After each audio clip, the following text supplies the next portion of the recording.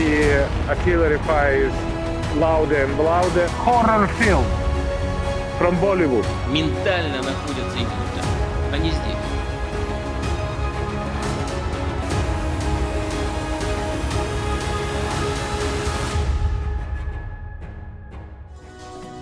Russia's Ukraine invasion is entering its fifth week. In the last 24 hours, we have witnessed some fast-paced developments, events that could potentially change the course of this conflict.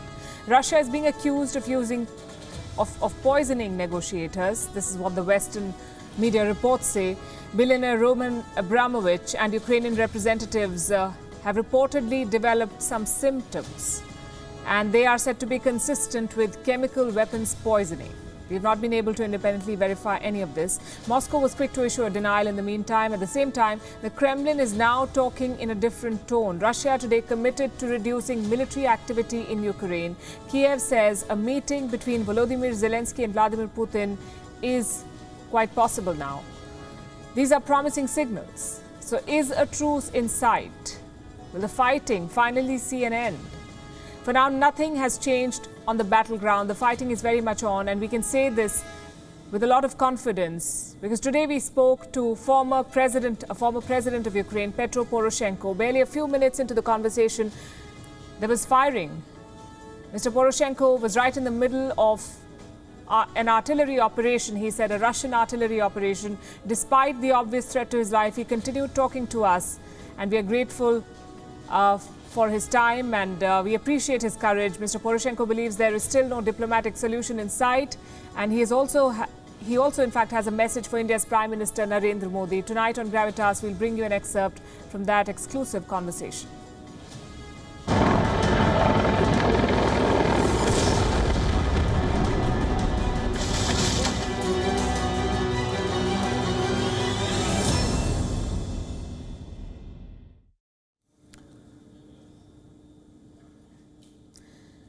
So Ukraine remains a war zone. Kiev and Moscow are talking peace now. There are promises to cut back military activity, but one man does not believe that Russia can be trusted just yet. His name is Petro Poroshenko. He served as Ukraine's president from 2014 to 2019. He led Ukraine through the first phase of the war with Russia, you could say, when Russia occupied Crimea. 3 years after leaving office, Poroshenko has taken on a different role, the role of a soldier. Since the invasion began, he has been out on the streets of Kiev, he says, dressed in military fatigues and equipped with a weapon. We spoke to him earlier today, and it wasn't like any other interview we've had. Mr. Poroshenko was not in a studio like us. He was on duty, out on the streets of Kiev. Minutes after we started our conversation, bullets were fired. Here's an excerpt from that conversation. Mr. Petro Poroshenko, welcome to WION, sir. Okay, thank you. You've been on the front line since the invasion began. How are you doing? Are you safe? Me, together with the whole Ukrainian people, together with the whole official, are soldiers now. And we do our best to stop Russian aggression, to throw him out from Ukrainian soil, and to defend and protect our people. Now you hear, I don't know if you hear that or not, you hear the Russian artillery fire. Tell us about where you're standing at the moment. You say the site has become a symbol for Ukraine. Tell us more about it, and what is it like living through a war? This is the very famous, biggest in Kiev trading center Retroville, and the civilian housing district which named Vinograd. You know, if you were here. Just less than 10 kilometers from here, we have a Russian tank, and we have there the fighting because our troops, including the troops of our battalion, free Irpin from the Russian occupants. They completely erased. If you were in Kiev, you know what I'm talking about. Erased Vorzel, erased Gostomel, erased Bucha, erased Irpin. That was the symbol, the Kiev suburb, the symbol of the new building, the great world-famous architecture, the residential area, which is now completely destroyed. And nobody can explain why they are here. what they are looking for in Ukraine. But we protecting our land, we protecting our people, we protecting our future, and we thank the world for the solidarity with us. And that's why we definitely win. As president, you led Ukraine through the first phase of the war with Russia, you could say. Did you ever think that a full-fledged invasion of Ukraine was possible? When I was elected as a president, Crimea was already occupied, Donbass was already occupied, and believe me, this was not a conflict between Russia and Ukraine. That was a full war, and the volume of the operation, the size of the operation, was very big. But I'm proud that we stopped Russian troops there. We released 2/3 of the occupied Donbass, and we protect country by the very different means, from the army means to the diplomatic means. Now I'm proud that since year 2014 we create the new country. We provide the army reform. We create a new army together with the Ukrainian people, Ukrainian volunteers. We create the new municipality structure because of the decentralization. And that's why we surprise the world. Because Putin promised that within 36 hours, he captured Kiev. And the Russian flag would be above the governmental building of Ukraine. Tomorrow would be 5 disastrous weeks of war. 5 weeks, Ukrainian armed forces and Ukrainian people fighting against, as they said, second biggest army in the world. And we surprise the world. We demonstrate that the Ukrainian army, Ukrainian armed forces, demonstrate a unique unity. All the countries against Putin, all the country against a Russian fascist who come here to kill Ukraine. You know why? Because this is not possible a compromise, because they want to have us dead. They want to erase Ukraine from the world map, and we simply want to live. And it's definitely impossible to find out the field for the compromise. But proud for the last 8 years, and I'm proud for my country. I'm proud for my presidents, and I'm proud that army, Ukrainian cultural sphere, Ukrainian religious sphere is help us to unite the nation. And it's louder and louder. So we are really in a hot war zone, in a hot war time. Mr. Poroshenko, are you safe? Nobody is safe in Kiev, believe me. But here is definitely, you see what's going on here, and this is definitely not safe. But we live with this condition for already 35 days. Indeed, we appreciate your courage, sir.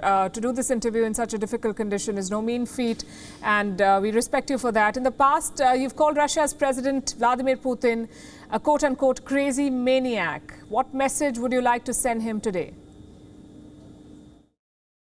I don't change my mind, and no normal person is impossible to explain what is the reason why he's doing that. He is inadequate. He is unpredictable. He is crazy. Killer, which should be behind the bars of International Criminal Court. What do you make of the actions of the West so far? Do you believe their reluctance to act against Russian energy supplies has extended this war in Ukraine? Look, first of all, I also think that the world is surprised with Putin, because Putin do not expect the world would be such united. Definitely yes. But we need from the world, from the global solidarity, several things. We need the Land-Lease Act to supply Ukraine everything from nutrition to ammunition. We need a close sky with the Russian against Russian plane with anti-aircraft missiles and jet fighters. We need a second front, and this is exactly about sanction and embargo. And with this situation, I want to kindly ask of our Indian partners. We definitely insist that we should stop paying to Russia money for financing war in Ukraine. Because every single $1 billion and Russia received for their oil and for their gas, $1 billion a day. $1 billion, this means more than 300 Russian tanks go to Ukraine for one day. Means more than 200 Iskander ballistic tactical missiles per one day. And with this situation, definitely we very much welcome decision of the United States to stop buying Russian oil and gas, decision of the United Kingdom, the plan for the European Union, including, by the way, the Germany, to significantly decrease the gas consumption and stop oil consumption. And my request to India, please, I know that Russia used you in propaganda against sanctions when telling that India buying the Russian oil extremely cheap. They say that it is buying about for $25 a barrel. And you buy in a small portion, it's about for 1 or 2 days of your consumption. Please, stop. This is the victims of Ukraine asking your government, please stop buying Russian oil. Very strong words, sir, and it's become a bit of a trend. Everyone in the world seems to have advice for India. You say India is buying oil from Russia, but what will you say to Europe, which has bought billions of dollars worth of gas from Russia since the beginning of this invasion? Is that not a betrayal? My request to the European Union member states is exactly the same. That was a request of me, fifth president of Ukraine, to my friends, which is a leader of the head of state and the head of the government in European Union. And definitely we need to have a full embargo on Russian oil and gas, no matter it is European Union or India or any other nation in the world, including China. But my request, please, now I request to India, and yesterday it was exactly my request to the European Union member state. What message would you like to send to India's Prime Minister Narendra Modi then? Dear Prime Minister, if you will have an opportunity and demonstrate the solidarity with Ukraine, please stop buying Russian oil and please be the guest of Ukrainian now. Could you make a visit in Kiev? And your presence here in Kiev would have a great symbolic importance. Think about that. This is the decisive step of decisive person, and this is demonstrate your, dear Prime Minister, leadership for Ukraine. And point number two, this is the humanitarian assistance. We have a disastrous humanitarian crisis. And if, as I said, you can supply the world-famous Indian medicine for the suffering Ukrainian victims of the Russian aggression, that would be also very important, because friend in need is a friend indeed, my dear partners. Well said, Mr. Poroshenko. Thank you very much for joining us here on WION.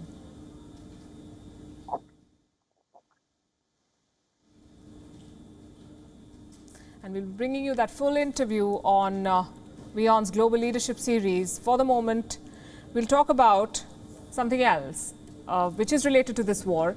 We're talking about the guns versus butter model. You may have heard of it. It's an economic dilemma. Do you produce more defense goods or more civilian goods? During war, that dilemma disappears. Obviously, the focus is on guns, which means butter lags behind. Now, this is the case in Ukraine and Russia as well. Both countries are leading exporters of wheat. They make up 25% of world trade, and that supply is now at risk. The war has disrupted Ukraine's sowing season. Their ports have been besieged, and the result is this. We have a global food crisis. We're talking about a sharp increase in prices, possibly shortages. And to prevent this, we need replacements. New wheat must enter the market. The question is, where will this new produce come from? One option is India. India is the second largest wheat producer in the world. Average output around 100 million tons per year. Compare that to Russia and Ukraine. Put together, their output was 104 million tons, around the same as India's. But on the exporters list, India is far behind. Russia is the #1 exporter of wheat. Ukraine is number 5, but India is number 18. What explains this gap? India's massive population. Russia and Ukraine have around 200 million people. India has 1.2 billion. That's 6 times more population. So naturally, India's output is consumed domestically. Only 1% of the wheat is exported, and that too within the neighborhood. Most of India's exports go to Bangladesh, Nepal and Sri Lanka. Having said that, India does have a wheat surplus. How much are we talking about? Around 24 million tons in government storage. And this wheat could be a game changer. It can stabilize the global market, plus bring in valuable foreign exchange for India. Even before the war, India's wheat exports were rising. In the last financial year, it was 2.1 million tons. This year, 6 million tons so far. So the quantity has certainly improved. The key is to push on from here to make Indian wheat competitive in the global market, if done right. There's a lot of money to be made here. Russia's wheat exports are worth $8 billion. Ukraine's is worth $3 billion. Put together, that's a market of more than $10 billion. And India is in pole position to cash in. The question is how? Yes, exports are rising, but are they diversifying? And that is the issue. Take a look at the biggest wheat importers in the world. Number 1 is Egypt. Then you have Turkey, Nigeria, Algeria, Morocco, Yemen. And these countries are all far away from India. At the same time, they're closer to Russia and Ukraine. So naturally, they never bought Indian wheat. Shipping costs were too high. But now they have no option, especially in Egypt. Egypt runs one of the biggest food programs in the world. They give subsidized bread to millions of people. The cost? $5.5 billion. India is already making moves to capture this market. On Monday, there was an important meeting in Dubai. Commerce Minister of India Piyush Goyal met Egypt's Food and Distribution Minister. Reports say they struck a deal. Egypt will soon start importing wheat from India, and it's a good start. But there are more deals to be struck. Indonesia, the Philippines, South Korea, Yemen, Nigeria, all of these countries are on India's radar. In the short run, they will buy Indian wheat because, like we said, they have no other option. But how can India retain these customers? By improving product quality, more certifications, more quality checks, more pest control mechanisms. If India can tick these boxes, it can make Indian wheat competitive, and the government is thinking along the same lines. They're planning to set up more agro labs. States are looking to increase output. Clearly, India sees the business opportunity here, but this transition is not going to happen overnight. It will take investments. It will take patience. It will take a sustained effort. The war in Ukraine has certainly been a catalyst. And why just wheat? Take any supply disruption in the last 2 years. Chances are India stepped in. 2020, India supplied medicines during the first wave of the Wuhan virus, antibiotics, hydroxychloroquine, all of it came from India. 2021, India stepped in to produce vaccines. Millions of made-in-India jabs are circulating all over the world, especially in the developing world. 2022, Indian steel makers are filling the global supply gap. Again, this is because of the war in Ukraine. Companies in West Asia and Europe are buying more steel from India. And these are just a few examples, but what do they all have in common? When in trouble, India has helped the world, whether it's wheat, steel, medicines, vaccines. Why is India able to do this? A, because it has the capacity. India has a massive labor force. With enough capital, it can become the focal point of the global supply chain. And B, transparency. Unlike China, India is a more trusted supplier. No policy surprises, no political stigma, plus the world's largest democracy. It's a much safer bet for companies. So far, India has consistently risen to the occasion. It has stabilized supply chains. It has plugged the shortages, all the while caring for its 1.2 billion citizens. The next step will be crucial to shift from crisis supplier to consistent supplier. And now to a story of consistent crisis. This is the story of Pakistan, where the Game of Thrones continues. There are new twists, new equations, and new alliances. I'll start with the latest. A federal minister has quit. His name is Tariq Bashir Chima. His party is the PMLQ, an ally of Imran Khan's PTI. He was also a member of Imran Khan's cabinet. Now he's put in his papers because he says he's unhappy with the leader. Also unhappy with his own party that is supporting him. Let me tell you about the statement that he's issued. This is what he says. I'm constrained to tender my resignation with immediate effect due to the inability of the government to bring stability to the democratic institutions and resolve serious governance issues in the provinces. Shortly after Mr. Chima resigned, he uploaded a new profile picture on Twitter as if to confirm a new beginning of his career. And it's quite the beginning, we say, because Mr. Chima also plans to vote against Imran Khan in the upcoming no-confidence vote. In the province of Punjab, another PTI leader has resigned, not to corner Imran Khan, but to help him. He's the Chief Minister of Punjab himself. His name is Usman Bazdar. Now, he sacrificed his political career to help Imran Khan stay in power. How does that work? I'll tell you. You know what happened on Monday? A no-trust motion was moved in the Punjab Assembly. It was pushed by the opposition against the Chief Minister, the same man who's resigned. They expected to win it. Even PTI allies in Punjab were apparently planning to vote against the Chief Minister. So in order to retain those allies, Imran Khan sacrificed Bazdar. Reports say he was forced to step down, and PTI has wasted no time in naming another Chief Minister. Look at this headline. This is what it says. Imran Khan has offered the CM's post to PMLQ leader Chaudhry Parvez Elahi. What's the bargain? PMLQ will support PTI in the no-confidence vote. It's a classic case of quid pro quo. Fun fact, the man Imran Khan has named Chief Minister recently called him an inexperienced child. Listen to this. इनको सीखने देना चाहिए था.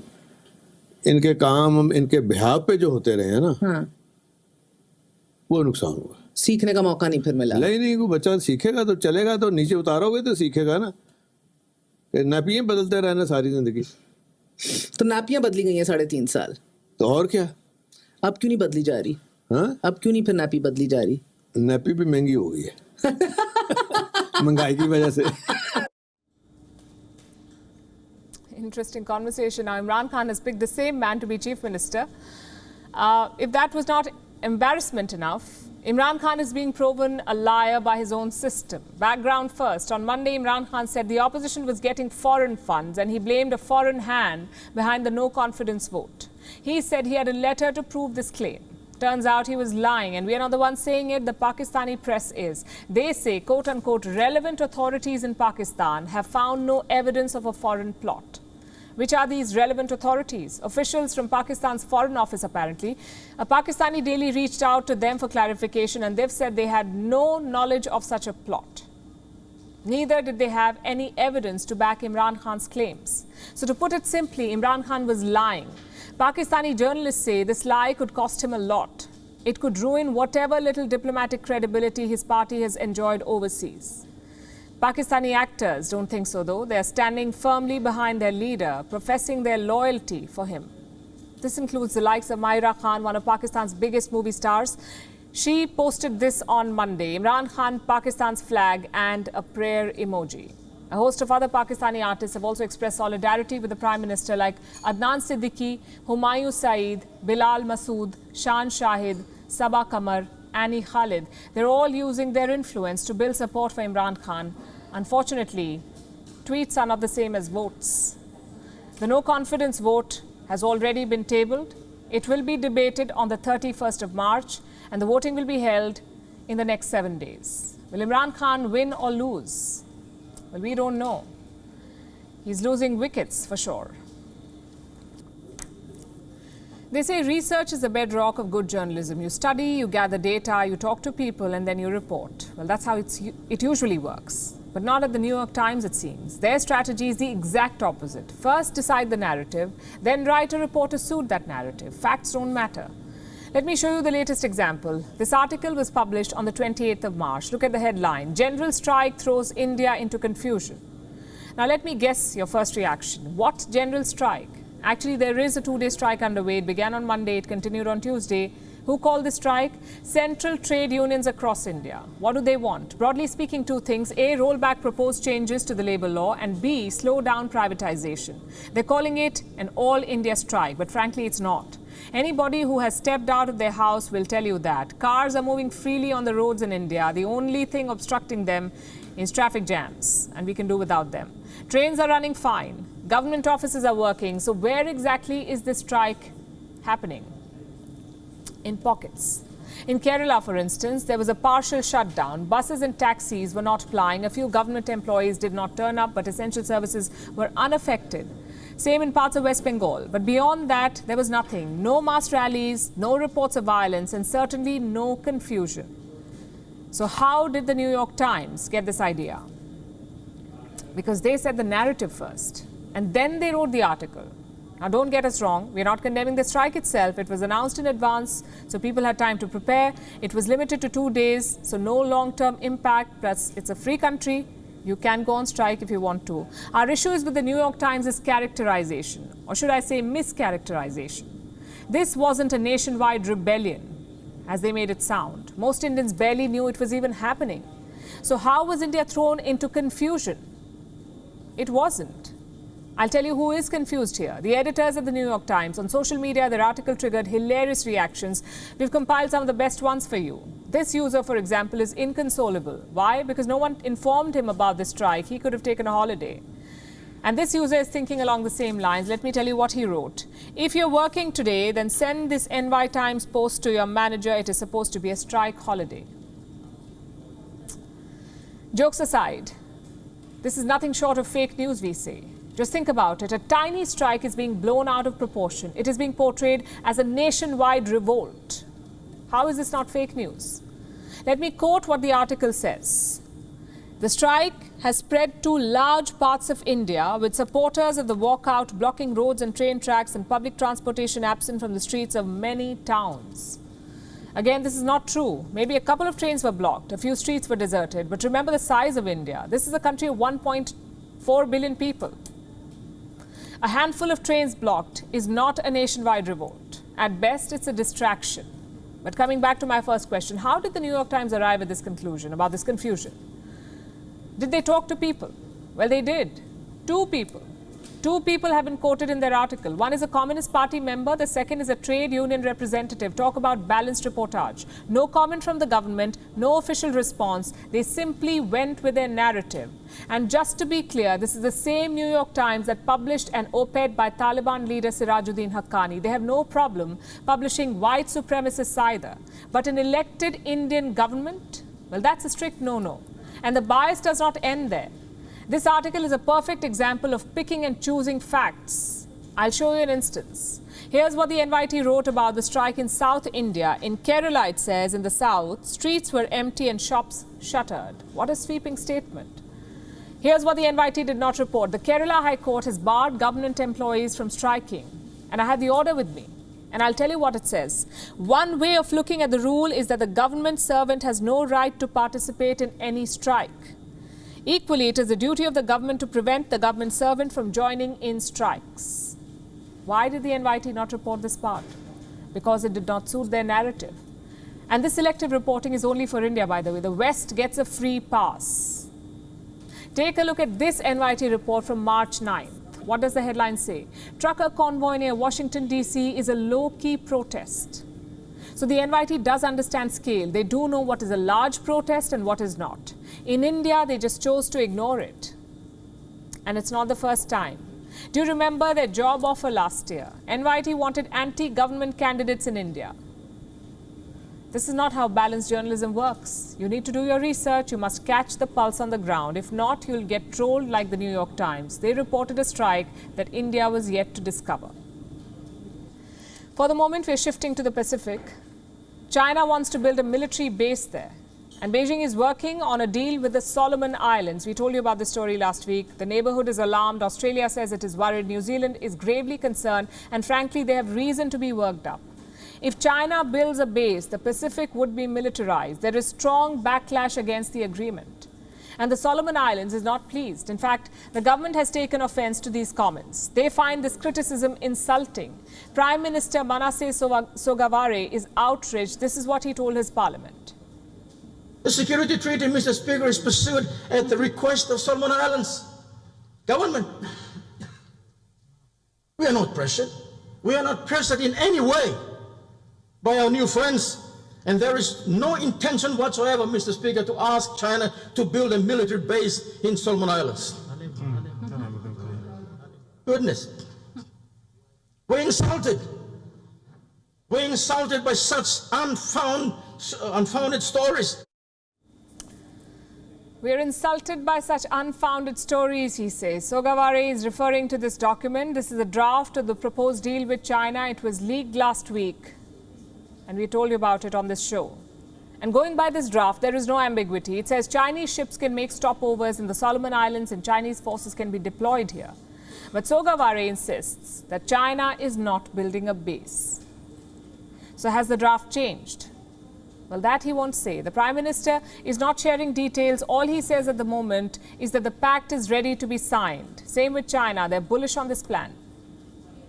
Who is sending military planes and warships to the doorstep of other countries all the time, seriously threatening the sovereign security of the countries concerned? Who is building militarized cliques that bring the risk of nuclear proliferation to the Pacific Ocean? And who is creating an atmosphere of tension, provoking bloc confrontation, and casting a shadow on regional peace and stability? The international community can make its own judgment. And the people of the Solomon Islands and the Pacific Island countries can also see it very clearly. No attempt to disrupt or undermine the mutually beneficial cooperation between China and the Pacific Island countries will succeed. So China is backing the Prime Minister of the Solomon Islands. He denies being influenced by Beijing. But his track record tells a very different story. Under his leadership, Chinese influence has grown rapidly in the Solomons. Sogavare came to power in 2019 for a fourth time, and since then his foreign policy has been distinctly pro-China. The Solomon Islands first severed diplomatic ties with Taiwan. A 36-year-long relationship was broken. Then they switched allegiances to China. And it wasn't a smooth switch. China allegedly bribed lawmakers to abandon Taipei. How do we know this? The first claims were made by Taiwan, but soon lawmakers from the Solomons also started speaking out, like Daniel Suidani. He is the premier of Maliata. In 2019, he made a big claim. He said that he was approached by someone from the Chinese government. He was offered cash. He says he refused the money and refused to vote to dump Taiwan. 2 years later, he was made to pay for that decision. Suidani needed funds for a brain surgery. An appeal was made to the Prime Minister Sogavare. The request was turned down, and this lawmaker had to go to Taiwan for treatment. This is what he said later, and I'm quoting. What happened in terms of the switch is not clear, but there is something going on between China and the Solomons that makes them switch without consulting with the people of the nation. Well, he had a point, because the people of the nation were not happy with the switch to China. They showed their anger. In November last year, violent protests broke out. Protesters converged in the capital city. There was violence outside the parliament. Almost the entire Chinatown was destroyed. The protesters even tried to get to the Prime Minister's residence. They failed. So they decided to go after a building that the Prime Minister owns. It was set on fire.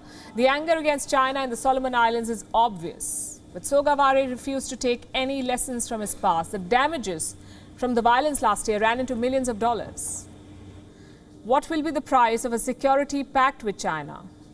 Possibly the sovereignty of the Solomon Islands. Our next story is from France. The country is in election mode. Presidential polls begin in 12 days. The first phase will be held on the 10th of April, the second phase on the 24th of April. Who are the candidates? What are their leanings? Which issues are they fighting over? And what are opinion polls saying? Here's all you need to know.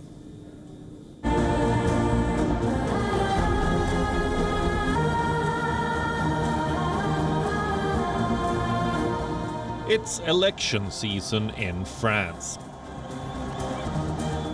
The campaigns have kicked off. The candidates are prepared.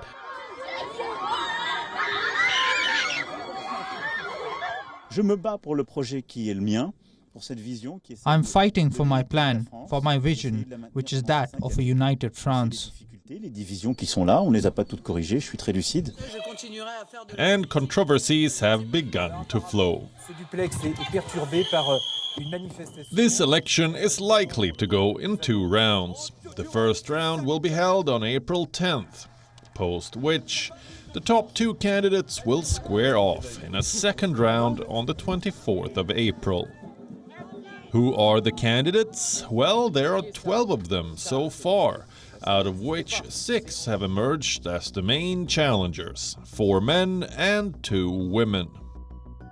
Together, they represent all sides of the political spectrum: left, right, centrist, even green. What issues are they fighting over? So far, the debates have focused on issues like purchasing power, inheritance tax, the cost of living, employment, healthcare, and climate change. But the war in Ukraine has opened a new dimension. The candidates are now under pressure to spell out their strategy vis-à-vis this war. How they plan to protect the country, also its economy, from the repercussions. The current president says he wants to uphold dialogue with Russia. I want to keep on negotiating until the last second, so the question is whether we can get a ceasefire first, then a negotiation, and I will do everything for that. His far-left rival says he will help Ukraine fight the invasion. I dedicate this popular gathering on the Republic Square to the Ukrainian people's resistance to the Russian invasion.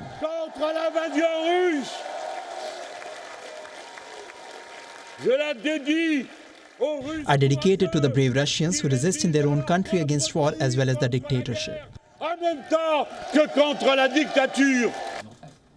And far-right candidate Marine Le Pen says she will put an end to France's energy dependence on Russia. Pour ma part, je suis la seule candidate à avoir planifié un plan d'indépendance énergétique. I am the only candidate who has made a plan for energy and productive independence that allows France to regain 20% of industry in GDP in 30 years, as in the 1990s.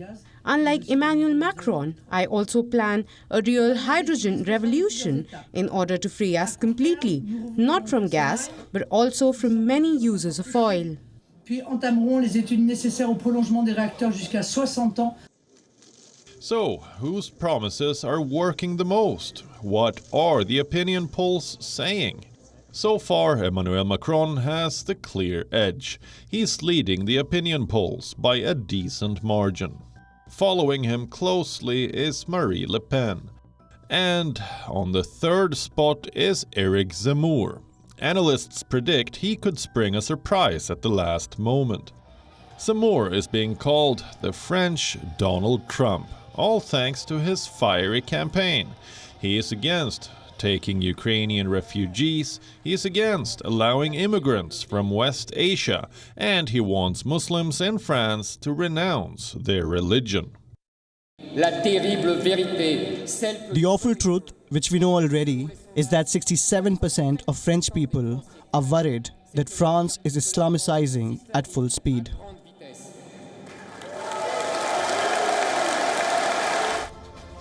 "12 days are left for the polls to begin. Emmanuel Macron is the clear favorite, but as the election rhetoric heats up and the campaigns become more polarizing, who knows how the French people will end up voting.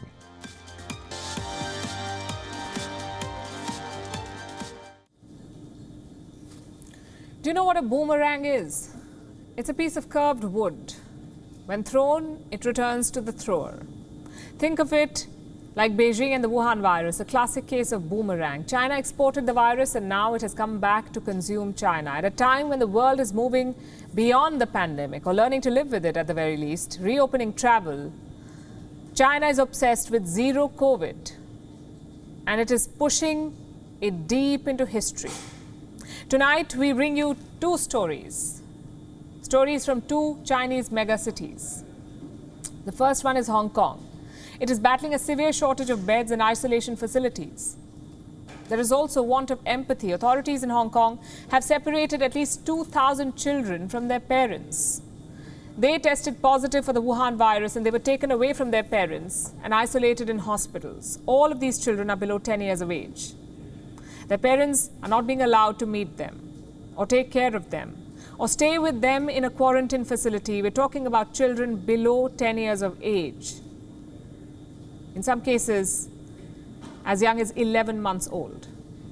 In February, Hong Kong authorities separated an 11-month-old baby from her mother. This baby had tested positive for the Wuhan virus. The 32-year-old British woman went crying and begging to the hospital. She asked for a test, hoping to test positive herself so that she could stay with her daughter. But the hospital turned her away. The mother was told to go and get tested at a government facility. The hospital told her that the baby will not be discharged until she tests negative, and the parents will not be able to see her till then, 11 months old. And stories like these are unheard of. But coming from China, a country that has sworn to a zero COVID policy, it doesn't surprise you. Its obsession with zero COVID is now taking a toll on the people of China. Hospitals in Hong Kong claim to be putting, quote-unquote, public health over children's interests. Experts say this is child abuse. Lawyers say they're receiving calls from distressed parents wondering how to navigate these draconian policies. Many expats have left the city. They fear meeting separation from their children. They're reconsidering going back to Hong Kong. Locals too are afraid to report their children's infections. China's zero COVID policy has clearly failed to contain the Wuhan virus, but the country is still bent on beating its people with an iron rod, hoping to get COVID out of their system. Again, we come back to Hong Kong. The city's borders have been shut since 2020. It's been 2 years. 2 years. Just a handful of flights have been allowed to fly in and out of Hong Kong. Not too long ago, the city's residents were forced to give up their hamsters. Thousands of these creatures were culled. Hong Kongers, in fact, have been living under one of the world's harshest lockdowns. What for? What is it, the fifth wave in Hong Kong? Clearly, the obsession with the zero COVID policy is not working. China's draconian policies are not working. All those sudden lockdowns. Residents are being forced to leave pets behind. Women being stuck with blind dates for days. They did not work. The Wuhan virus has refused to leave its home. And at a time when the world is moving past COVID, China's only option, only policy seems to be moving backwards in history.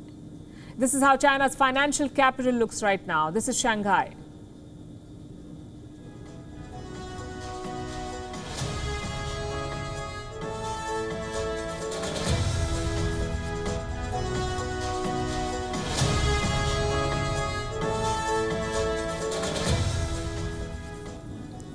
Reports say there are at least 4,500 fresh cases in this mega city. There is no way to verify these numbers. China's numbers have been all over the place. These are absurd categorizations. Asymptomatic carriers, local transmissions, perhaps designs to mask the real picture. We don't know. Reports say in Shanghai alone there are 4-digit new infections. For the 6th straight day, the city is in the middle of a 2-phase lockdown. 25 million people have been affected. Either they have to stay indoors from the 28th of March to the 1st of April, or from the 1st to the 5th of April. Authorities plan to test everyone in the city, and anyone who tests positive will be sent to hospital. Isolating at home is not an option in Shanghai, but hospitals are strained. How many people can they take? The situation in Shanghai is so desperate that in many cases employees are sleeping over at offices so that their businesses can navigate this lockdown and continue business as usual. China's zero COVID policy and blanket lockdowns have already disrupted production and supply chains. As we speak, production of Tesla in Shanghai has hit pause. Other companies have been affected too. A few days ago, Chinese President Xi Jinping pledged to achieve what he called maximum prevention and control. In other words, he did not quite instill the confidence the people and businesses were looking for. And the end result is this: China continues to be isolated from the world, courtesy its homemade virus. And its continued obsession with zero COVID has triggered an exodus of expats and businesses. Several companies have exited Hong Kong and Shanghai. Many others have joined the queue. Reports say Hong Kong is offering tax relief to companies now, trying to tempt them into staying back. But is any of this working? We'll be tracking this for you. And the final story of the evening, let's start with a question. What is that one thing that's been featuring in almost every conversation these days? The heat. It's not even April yet, and New Delhi is recording 41 degrees Celsius. The situation is the same in cities across India and outside. Mumbai, for example, is hovering around 35 degrees. In Bhopal, it's almost 40 degrees. Such temperature is not normal. What's happening is not normal. It is called global warming, and it is plaguing even the coldest places on Earth. This is the Concordia Research Station. It is in Antarctica. The temperature here has gone up by 38 degrees Celsius. This place is 38 degrees warmer than usual, 38 degrees. Think of it as New Delhi being 38 degrees warmer than average, burning at 80 degrees Celsius, or London being 60 degrees Celsius, or Abu Dhabi recording a temperature of 80 degrees plus. That's the kind of calamity Antarctica is battling. On a normal day, temperature around this research station would be around minus 80 degrees. Cold enough for our fingers, toes and nose to freeze within a minute. During summers, the temperature in this part of the planet rises to minus 25 degrees Celsius. Right now, Antarctica is approaching winters. Ideally, the temperature should have been around minus 49 degrees Celsius. Instead, on the 18th of March, scientists recorded a temperature of minus 11.5. It was 38 degrees warmer than the same last year. Experts say this could be a world record for the highest temperature rise, 38 degrees. It is being called an extraordinary heat wave. I know what some of you are thinking. How can minus 11 even qualify as a heat wave? I know minus 11 degrees Celsius is not warm by any standards, but in Antarctica, it is unusual. It is a heat wave. Such temperature has never been recorded in this part of the world. We are talking about a 38-degree temperature rise, again, something that's unheard of. Not too far from Concordia Research Station is the Vostok Station. It is a Russian research base. It was in Vostok that the world's coldest temperature was recorded, minus 89.2 degrees. The year was 1983. And we are in 2022 now. On the 18th of March, Vostok 2 recorded a temperature that was 27 degrees warmer than average, again far from normal. Within days of this record temperature, the ice shelf in Antarctica collapsed. A floating chunk of ice, almost the size of Los Angeles, collapsed. And something like this has never happened in our lifetimes, or even since we began studying these ice shelves. This collapse was out of the ordinary. Just like the temperature rise, global warming triggered it. What's next? Experts too are not sure of what's coming next. This is an ice shelf where there's been no ground-based research ever, so we're left to only see from our satellite observations and make our educated guesses at what's going on from there.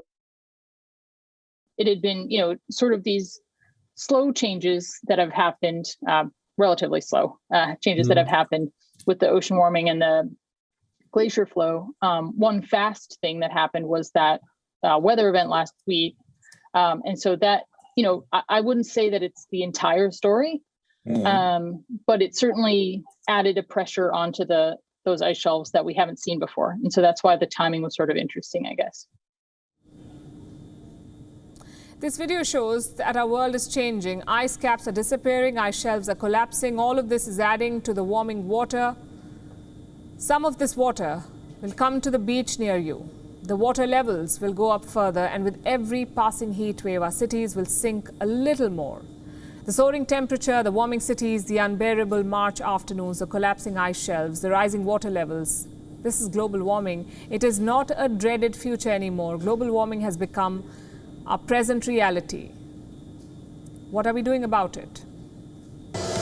Sri Lanka's state-run hospitals are running out of life-saving medicines due to a shortage of dollars needed to impose essentials as the country reels from a dire economic crisis. A Ukrainian negotiator has said a meeting between Vladimir Putin and Volodymyr Zelensky is possible as the latest round of talks between the two sides concluded in Istanbul. The next round of talks will take place in 7 days. Peruvian President Pedro Castillo has survived an impeachment vote in the Congress that fell short of the votes needed to oust the leftist leader 8 months after he took office. The London police will be issuing at least 20 fixed penalty notices as part of their investigation into the illegal parties held at the Prime Minister's residence and office during the COVID-19 lockdown. India and Sri Lanka have inked 6 MOUs, including the implementation of Sri Lanka's unique digital identity program with New Delhi's assistance and another on implementation of hybrid power projects. A steep climb in COVID-19 cases in China's Shanghai has prompted panic buying at supermarkets in the city of around 25 million. 3 people died and 5 were injured after a light aircraft crashed inside a supermarket in the municipality of Temixco in central Mexico. The government of El Salvador says it has arrested more than 1,000 gang members and locked down prisons after a wave of killings over the weekend. Soon-to-be women's world number 1 Iga Swiatek has entered the quarterfinals of the Miami Open. The Pole, who won the Indian Wells Open last week, beat American teenager Coco Gauff to extend her winning streak to 14 matches. Former world number 1 Naomi Osaka is also through to the last 8 after a win over Alison Risk. Serbian star Nikola Jokic has strengthened his case for winning back-to-back NBA MVP awards. The Denver Nuggets center led his side to a narrow 113-109 point win over the Charlotte Hornets. Jokic grabbed 26 points, 19 rebounds and 11 assists for his 19th triple-double of the season. Leaving you with Gravitas images. Thanks for watching.